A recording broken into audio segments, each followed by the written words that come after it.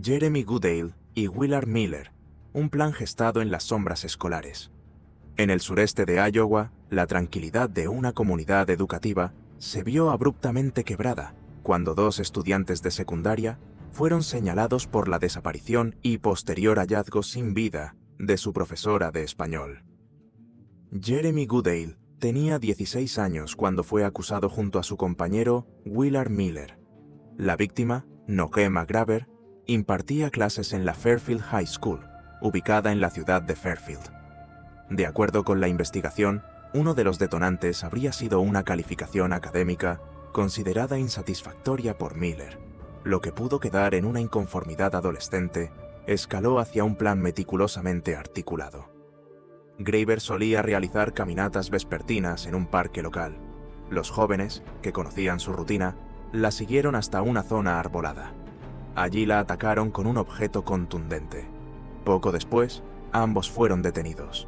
La pieza clave que fortaleció el caso de la fiscalía fueron mensajes intercambiados a través de redes sociales, en los que se hacía referencia explícita a la agresión y a la intención de ocultar el cuerpo.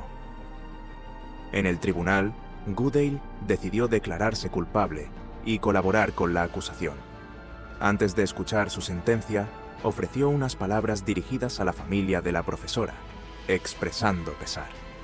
El juez, no obstante, subrayó la gravedad de los actos y la planificación involucrada. Tanto Goodale como Miller recibieron condenas que contemplan largas décadas en prisión antes de cualquier posibilidad de revisión. El caso reabrió la discusión sobre el impacto de las redes sociales en la dinámica juvenil, la gestión de conflictos dentro del entorno escolar y la responsabilidad penal de menores en delitos de extrema gravedad. Rachel Schauf y Sheila Eddy. Traición entre amigas. En Star City, en el estado de West Virginia, una amistad adolescente derivó en una tragedia que conmocionó a todo el país. Rachel Schauf y Sheila Eddy eran compañeras cercanas de Skylar Neese, también de 16 años. Según los expedientes judiciales, las jóvenes comenzaron a distanciarse de su amiga y, en lugar de optar por una ruptura convencional, planearon eliminarla. La noche de los hechos, convencieron a Skylar de salir de casa. La condujeron a una zona apartada, donde la atacaron con armas blancas. Posteriormente, ocultaron el cuerpo e intentaron mantener una apariencia de normalidad ante familiares y autoridades. La investigación se extendió durante meses hasta que Schauf, agobiada por la presión, confesó y colaboró con la policía. Su testimonio permitió localizar el cuerpo y esclarecer la participación de Eddy. En el juicio, Schauf aceptó. Un acuerdo que implicó declararse culpable de homicidio en segundo grado a cambio de cooperación, recibiendo una condena con posibilidad de libertad supervisada tras cumplir una parte significativa de la pena. Eddy, por su parte, recibió cadena perpetua con opción a revisión después de 15 años. Las imágenes de ambas adolescentes, alguna vez sonrientes en fotografías escolares, contrastaron con la crudeza de los hechos. El caso dejó interrogantes sobre las dinámicas tóxicas entre adolescentes, la presión social y la capacidad de ocultar intenciones destructivas bajo una fachada de amistad. Nicholas Cruz, el ataque que sacudió a una nación. El 14 de febrero de 2018, la violencia irrumpió en la Marjory Stoneman Douglas High School, en Parkland.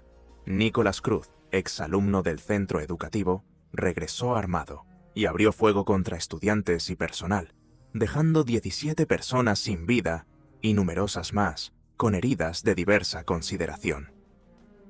Cruz tenía antecedentes de problemas conductuales y había sido expulsado del plantel. A pesar de evaluaciones psicológicas previas, no se concretó una intervención que lo mantuviera bajo supervisión residencial permanente. Tras el ataque, fue detenido y enfrentó cargos múltiples. El proceso judicial, presidido por la jueza Elizabeth Scherer, se extendió por años debido a retrasos y a la pandemia global. Durante el juicio, expertos en psiquiatría forense analizaron su estado mental, diagnosticando trastornos de personalidad y conductas antisociales. Finalmente, el jurado recomendó cadena perpetua, sin posibilidad de libertad condicional, descartando la pena capital. El juez formalizó 34 cadenas perpetuas consecutivas.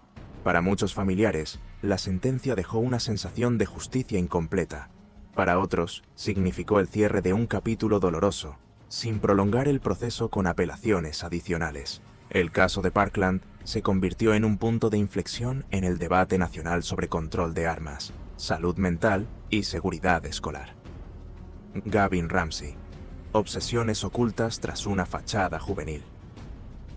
Entre los expedientes judiciales que más inquietud han generado en los últimos años, figura el de Gavin Ramsey, un adolescente que, en 2018, protagonizó un caso que dejó perplejos tanto a investigadores como a especialistas en salud mental. La víctima fue Margaret Douglas, una mujer adulta que vivía sola y cuya rutina diaria parecía transcurrir sin sobresaltos hasta el día en que Ramsey irrumpió en su vivienda. De acuerdo con la reconstrucción presentada ante el tribunal, el joven ingresó al domicilio durante la noche. Antes de consumar el ataque, grabó imágenes de la mujer mientras dormía, registrando cada detalle con su teléfono. Esa secuencia, que luego sería recuperada por los peritos, evidenciaba una frialdad perturbadora. Tras causarle la pérdida de la vida, Ramsey permaneció en la escena durante horas, manipulando el cuerpo y documentando lo ocurrido mediante fotografías y videos. La fiscalía describió el comportamiento posterior como una prolongación del acto violento, subrayando que no se trató de un impulso momentáneo, sino de una conducta que reflejaba fantasías previas. Esa hipótesis cobró fuerza cuando, durante el allanamiento, los investigadores hallaron un cuaderno personal donde el adolescente relataba biografías de criminales notorios y detallaba imaginaciones de agresiones futuras.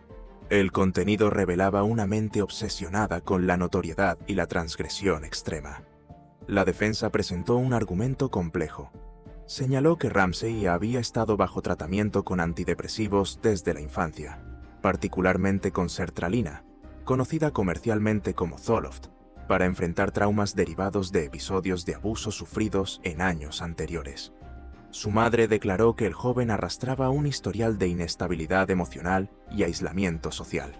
Sin embargo, los expertos convocados por la fiscalía afirmaron que, pese a posibles trastornos, Ramsey comprendía plenamente la naturaleza y consecuencias de sus actos. En el juicio, el adolescente ofreció una disculpa breve, sin mostrar una emoción visible que convenciera a los familiares de la víctima. Finalmente, fue condenado a cadena perpetua, sin posibilidad de libertad anticipada. El caso abrió un debate profundo sobre la relación entre medicación psiquiátrica, antecedentes traumáticos y responsabilidad penal. ¿Hasta qué punto influyen los desequilibrios emocionales en decisiones tan devastadoras? La respuesta, según el tribunal, no anulaba la responsabilidad individual. Dexter Johnson. Explosión de furia ante el veredicto. El nombre de Dexter Johnson resonó con fuerza en una sala del condado de Harris, en Texas, cuando el jurado anunció su sentencia. Tenía 19 años al momento de escuchar que sería condenado a la pena capital por su participación en un doble homicidio, ocurrido cuando era apenas mayor de edad. Los hechos se remontaban a 2006. Johnson y otros jóvenes interceptaron a una pareja, los despojaron de sus pertenencias y los obligaron a subir a un vehículo. Posteriormente, ambos fueron privados de la vida en un área apartada. La brutalidad del episodio, según la fiscalía, justificaba la sanción más severa contemplada por la ley estatal. Pero lo que más llamó la atención fue la reacción del propio Johnson al escuchar el veredicto. En un arrebato de ira, volcó mobiliario en la sala, hasta que varios agentes de seguridad lograron inmovilizarlo. Aquella escena quedó grabada en la memoria de los presentes y se difundió ampliamente en medios de comunicación. Con el paso de los años, la ejecución fue aplazada en múltiples ocasiones.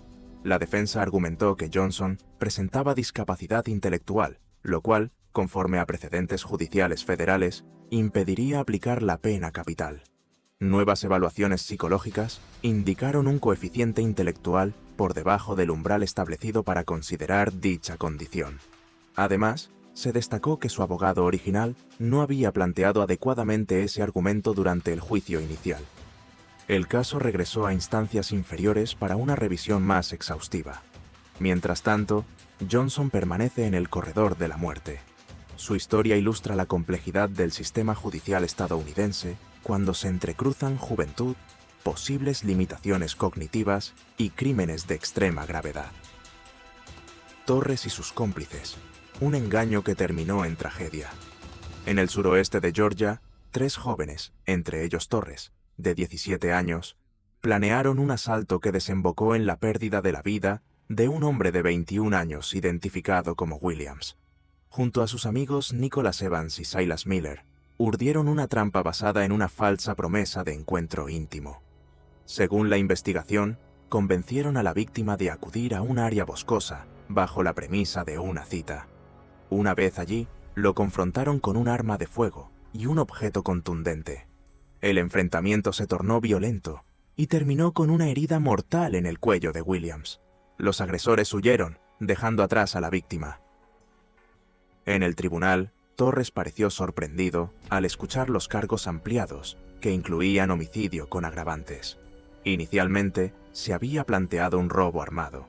Sin embargo, la evolución de los hechos y las pruebas recolectadas llevaron a la Fiscalía a elevar la acusación. El caso evidenció cómo un plan concebido con fines económicos puede escalar rápidamente hacia consecuencias irreversibles. Los 3 enfrentan condenas severas que, en algunos casos, equivalen a pasar el resto de sus vidas tras las rejas. Para la familia de Williams, el juicio representó apenas un atisbo de justicia frente a una pérdida irreparable. Al observar en conjunto estos casos, desde Michael Swanson hasta Nicholas Cruz, surge un patrón inquietante: la diversidad de reacciones ante sentencias que significan el encierro de por vida. Algunos, como Swanson, mostraron una aparente indiferencia, incluso gestos que fueron interpretados como provocación. Otros, como Goodale, ofrecieron disculpas formales que no lograron disipar la indignación pública. Johnson reaccionó con furia visible. Cruz, en cambio, mantuvo una actitud contenida mientras escuchaba la enumeración de cada una de las cadenas perpetuas consecutivas. Estas respuestas han sido objeto de análisis por criminólogos y psiquiatras. La adolescencia es una etapa de desarrollo neurológico aún incompleto, particularmente en áreas relacionadas con el control de impulsos y la empatía. Sin embargo, los tribunales han reiterado que la gravedad de ciertos actos supera cualquier consideración atenuante vinculada a la edad. Cada uno de estos procesos judiciales dejó cicatrices profundas en sus respectivas comunidades, familias que jamás volverán a ser las mismas, escuelas que reforzaron protocolos de seguridad, legisladores que impulsaron reformas, y una sociedad que continúa debatiendo si la cadena perpetua para menores debe ser la regla o la excepción. Lo cierto es que, detrás de cada titular impactante, existen historias complejas, donde convergen factores personales, sociales y psicológicos. Comprenderlos no implica justificar lo ocurrido, pero sí permite dimensionar el fenómeno con mayor profundidad. Si este análisis te resultó útil e informativo, te invito a apoyar este tipo de contenido. Deja tu like, suscríbete al canal y comparte tu opinión en los comentarios.